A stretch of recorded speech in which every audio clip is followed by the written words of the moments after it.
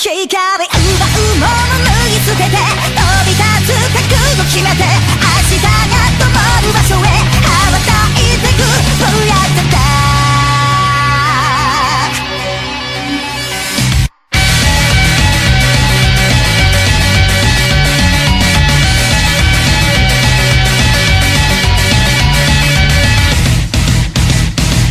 糸口は一つじゃない失えば取り戻す揺るぎない Hey, bonjour et bienvenue dans ce nouvel épisode d'Otaku Anime. Mais quand je dis nouveau, il est pas si nouveau que ça, puisque je reviens sur le tout premier épisode que j'avais fait. Ça me tenait fort à cœur de le refaire un jour, et maintenant que l'émission a relativement bien évolué, parce que faut bien l'avouer, au début c'était de la merde, on va pas se mentir, ben je me suis dit que s'il y avait bien un épisode qu'il fallait que je refasse un jour, c'était le numéro 1. Donc, chose que je vais m'appliquer à faire aujourd'hui. Black Bullet est un light novel de Shiden Kanzaki, illustré par Saki Ukurai et qui a eu son adaptation en manga par On Morino, qui a été publié entre août 2012 et juin 2014, dans le magazine Dengeki Mao. Une adaptation en animé par le studio Kinema Citrus fut diffusée en avril 2014 et qui a été diffusée chez nous par Wakanim et sur la chaîne Manga. Mais de quoi qu'est-ce que ça veut bien parler? Un animé qui s'appelle Balle Noire. Oui, parce que je suis un petit peu bilingue sur les bords quand même. En 2021, l'humanité est décimée par une épidémie de gastréa. Non, c'est pas des gastros qui ont mal tourné, pour ceux qui se le demandent. C'est un virus qui transforme les gens en monstres. C'est un petit peu moins marrant. Ça dépend. Les survivants sont alors forcés de vivre dans différentes zones, entourés de murs monolithes créés à base de varanium. Un métal, capable de repousser les gastréas. De cette catastrophe sont nés les enfants maudits. Des enfants nés avec le virus du gastréa, mais qui sont capables de contrôler le pouvoir qui est en eux. Des agences de sécurité civile sont alors formées pour combattre les gastréas. Chaque groupe est formé d'un initiator, qui est un enfant maudit, et d'un promoteur, qui le commande.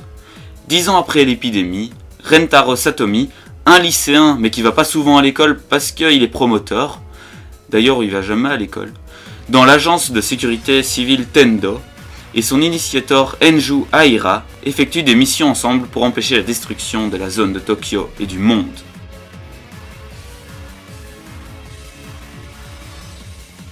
Le premier défaut, c'est un défaut sans en être un, c'est que tout simplement, chez nous, il a été licencié par Wakanim, donc du coup, fatalement, ça veut dire qu'il faut payer pour pouvoir le voir. Donc ouais, ça pourrait empêcher ou faire en sorte que certaines personnes ne veuillent pas le regarder parce que tout simplement il faut payer. Donc voilà, après je suis pas là pour ouvrir le débat, est-ce que Wakanim c'est bien, est-ce que Wakanim c'est pas bien, c'est pas du tout le sujet de la vidéo. Maintenant pour les défauts de l'animé en lui-même, je pense que je commencerai par le fait que les personnages ne sont pas développés. Ou très peu, on sait pourquoi ils se battent, etc. mais c'est pas clair. On n'a pas vraiment leur passé, on sait pas trop ce qui s'est passé, enfin si on a 2-3 détails, on a des petites miettes par-ci par-là, on peut bien imaginer, mais c'est vraiment pas clair, et ça c'est vraiment dommage parce que ça aurait pu être intéressant.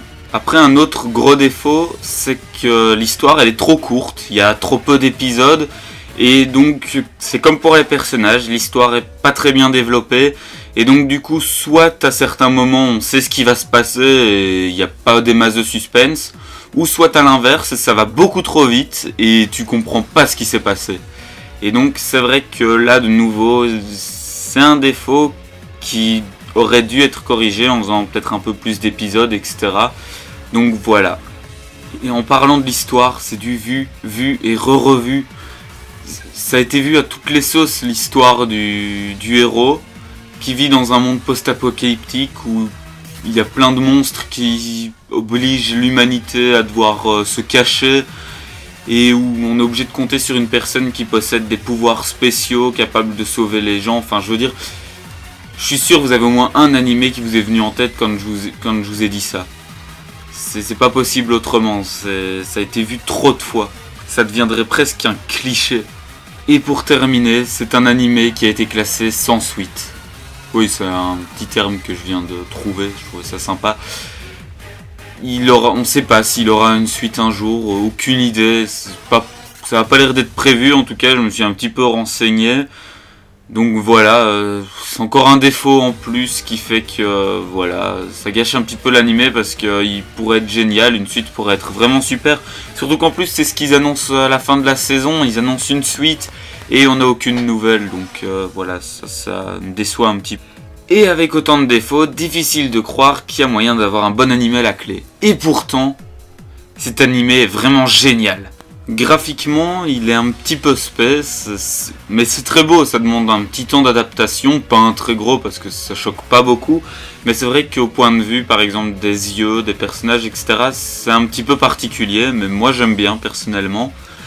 Après, au point de vue des OST, j'ai rien remarqué de vraiment particulier, si ce n'est l'opening, qui est vraiment classe, j'aime beaucoup la musique et les animations qui vont avec. Par contre, j'ai pas trop compris pourquoi ça changeait en plein milieu de la saison, mais bon, c'est pas grave. J'ai vraiment bien aimé aussi les combats qui sont vraiment titanesques, etc. Vraiment des combats comme je les aime. Et aussi un truc qui m'a vraiment plu, c'est l'espèce de spécialisation, si on peut appeler ça comme ça, des enfants maudits dont les pouvoirs changent, ou les capacités plutôt changent, en fonction du symbole qu'elles ont. Par exemple, lapins qui permettent de sauter plus haut et qui ont plus de puissance dans les jambes, menthes religieuses qui permettent d'être super doués avec des lames en main. Enfin, je veux dire, ça rajoute un petit truc à l'animé que j'ai vraiment bien aimé. Bon, assez parlé de la forme, parlons un petit peu du fond. Et là, j'ai vraiment beaucoup à dire parce que c'est quelque chose qui m'a vraiment plu. J'ai adoré les petits messages de l'animé, etc. C'est des messages tout cons, des messages qu'on voit dans quasiment tous les animés. Mais ici, ils ont été super bien traités. Pour moi, en tout cas, ils ont été très bien traités. Et j'ai vraiment trouvé ça très intéressant. Et l'exemple même du message tout con, c'est tout simplement le rejet des personnes différentes. Ici, il a été fait super bien, moi, je trouve. C'est pas bêtement hey Enju, regarde, tu es rejeté par les autres, nous allons nous battre pour essayer de te faire accepter. Non, pas du tout ici, c'est pas du tout le délire du truc. Satomi et Enju savent très bien que Enju pourra jamais être acceptée par la société parce que tout simplement elle pourrait se transformer en gastré à n'importe quand, et ça vaut pour n'importe quel enfant maudit. Et donc ils vont pas spécialement essayer de lutter contre, ils vont pas non plus lutter pour forcément.